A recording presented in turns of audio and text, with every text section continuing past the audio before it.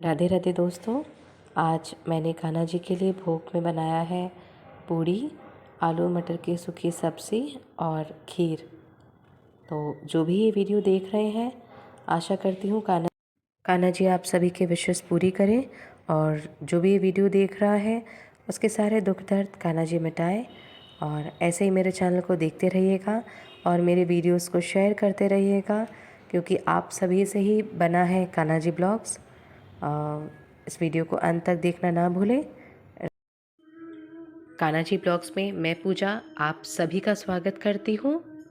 आज द्वारकाधीश से जुड़े दो घटनाओं के बारे में आप सभी को बताऊंगी। पहला घटना जो हमारे कृष्ण जी और उनकी प्रिय गायों से जुड़ा हुआ है, और दूसरा घटना जो है वो मेरे साथ घटित हुआ था, और वो भी द्वारकाधीश मंदिर के अंदर। तो चलिए इस ब्लॉग को पूरा देखिएगा और मुझे राधे राधे लिखकर अपने कमेंट्स बताइएगा। 24 नवंबर 2022 की रात द्वारकाधीश मंदिर के लिए एक अनोखी रात साबित हुई। उस दिन द्वारकाधीश मंदिर में गजब की घटना हुई। जब से द्वारकाधीश मंदिर का निर्माण हुआ था, तब से पहली बार आधी रात को मंदिर के कपाट एक झटके में खोल दिए गए। ये परंपरा किसी इंसान या व्यक्ति विशेष के लिए नहीं बदली गई थी। दरअसल भारतीय परंपरा में शामिल 25 गायों को 24 नवंबर 2022 बुधवार की आधी रात को मंदिर के अंदर प्रवेश करवाकर द्वारकाधीश का दर्शन कराया गया था। भारतीय नस्ल की ये गायें कच्छ से 490 किलोमीटर की पैदल यात्रा कर अपने मालिक महादेव देसाई संग द्वारका पहुंची थी। इस घटना के ठीक कुछ दिन पहले महादेव देसाई की गायों को लंपी बीमारी ने घेर लिया था। गायों की हालत काफ़ी खराब हो गई थी, जगह जगह गाय दम तोड़ रही थी।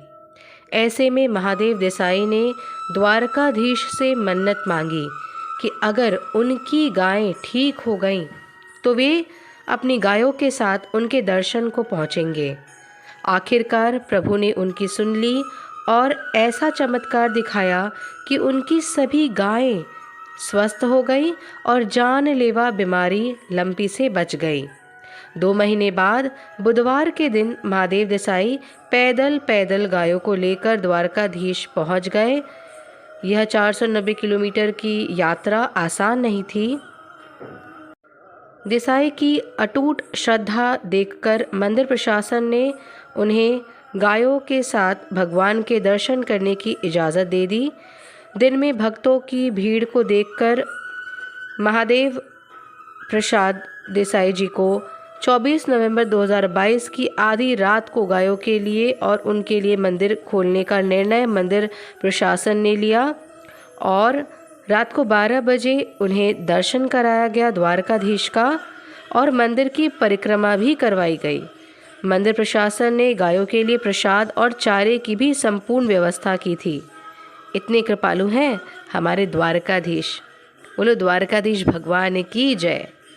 अब इसके आगे मैं बताऊंगी कि हमारे साथ क्या चमत्कार हुआ था द्वारकाधीश मंदिर में। सन 2012 अक्टूबर में मैं अपने पति के साथ द्वारकाधीश के दर्शन के लिए गई थी। जाते वक्त फ़्लाइट में कहीं भी सीट एम्प्टी नहीं थी, और पहली बार कान्हा जी को लेकर मैं फ़्लाइट से जा रही थी, तो मुझे पता नहीं था कि उन्हें कहाँ रखूँ। तो फ़्लाइट के अटेंडेंट के कहने पर ही मैंने ईटिंग टेबल को गंगा जल से पहले साफ़ किया। उन्होंने वहाँ रखने को कहा था, बट हम ऐसे ही नहीं रख सकते ठाकुर जी को वहाँ। तो मैंने गंगा जल से वो जगह को साफ़ किया, वहाँ पर एक कपड़ा बिछाया और फिर सिंहासन सहित मेरे कान्हा जी को वहाँ पर बिठाया और उनसे प्रे किया कि आते वक्त कम से कम ऐसी सीट उन्हें ना मिले। और फिर मैं दर्शन के लिए निकली। हम द्वारकाधीश भी पहुँच गए, लेकिन रास्ते में कुछ खराबी के वजह से मेरे पेट में इन्फेक्शन हो गया था, और बहुत अच्छे होटल में हम रुके थे। 3 दिन हो चुके थे, मैं फिर भी द्वारकाधीश के दर्शन करने नहीं जा पा रही थी। मैं बहुत बीमार थी और रूम में 2 कमरे थे, एक साइड में छोटा सा कमरा था। तो मैंने अपने पति से रिक्वेस्ट किया कि आप प्लीज़ इन्हें भोग लगा दीजिएगा, इन्हें कुछ भी बिस्किट चॉकलेट कुछ भी लाकर भोग लगा दीजिएगा, पर इन्हें भूखा मत रखिएगा। मेरे पति पहले इतना पूजा पाठ में विश्वास नहीं रखते थे, इसलिए उन्होंने सिर हिलाकर अपनी सहमति दे दी। 3 दिन के बाद जब हमारी रिटर्न टिकट्स थी तो मैंने कहा कि नहीं, आप मुझे डॉक्टर दिखाओ और इंजेक्शन लेकर भी अगर मुझे मंदिर जाना पड़ा तो मैं जाऊंगी। और डॉक्टर आए, इन हाउस डॉक्टर थे होटल में। उन्होंने आकर मुझे इंजेक्शन लगाया, 2 इंजेक्शन्स कमर में लगाए। उसके बाद थोड़ी हिम्मत आई मेरे अंदर कि हाँ, अब दर्शन करने जा सकते हैं मंदिर में। लेकिन जब मंदिर पहुँचे तो मंदिर में राजभोग चल रहा था और बहुत भीड़ थी मंदिर में। तो मैं ठीक द्वारकाधीश के ऑपोजिट में ही उनकी माता का, देवकी जी का एक मंदिर है जहाँ पर वे कान्हा जी को गोद में लिए हुए बैठी हुई हैं। मैं वहीं पर जाकर मंदिर में एक खम्बे के पास में टेक लगाकर बैठ गई, अपने कान्हा जी को हाथ में लिए हुए, और मेरे पति लाइन में खड़े हो गए। फिर वहाँ के जो महंत थे, देवकी मंदिर के जो महंत थे, वो मेरे पास आए और मेरे से कहने लगे कि आपके तो कान्हा जी रो रहे हैं। तो मैंने मेरे कान्हा जी की तरफ देखा, आंसू तो नहीं गिर रहे थे आँख से। फिर मैंने उनके तरफ देखा और पूछा, आपको कैसे पता? तो वे बोल रहे, अरे मैं तो यहीं रहता हूँ कई सालों से, इन्हें अच्छे से जानता हूँ। और इन्हें लग रहा है बहुत भूख लगी है। ये अपनी माता से रो रो कर कह रहे हैं कि इन्होंने 3 दिन से मुझे भोग नहीं लगाया है, मैं बहुत भूखा हूँ। ये सुनकर ही मेरे आंखों से आंसू बहने लगे। मैंने अपने पति को बुलाया लाइन में से और उनसे पूछा कि क्या आपने भोग नहीं लगाया है इन्हें 3 दिन से, क्योंकि मैं बहुत बीमार थी, बिस्तर से भी नहीं उठ पा रही थी। तब मेरे पति ने बताया कि नहीं, उन्हें लगा कि किसी को पता तो नहीं चलेगा, मैं बीमार थी, उठ नहीं सकती थी और वे भूल गए थे और इसीलिए उन्होंने भोग नहीं लगाया था। मेरे पति भी वहीं पर खड़े होकर रोने लगे, मैं भी रोने लगी। तब वहाँ के महंत जी ने हमें कहा कि आपको किसी की भी पूजा करने की ज़रूरत नहीं है, कोई जप आदि कुछ किसी की आवश्यकता नहीं है। लेकिन अगर आप सरल मन से, शुद्ध भाव से अपने कान्हा जी को सेवा करेंगे, भोग लगाएंगे और इनका ध्यान रखेंगे, तो विश्वास मानिए आपकी 7 पीढ़ी का ख्याल ये स्वयं रखेंगे।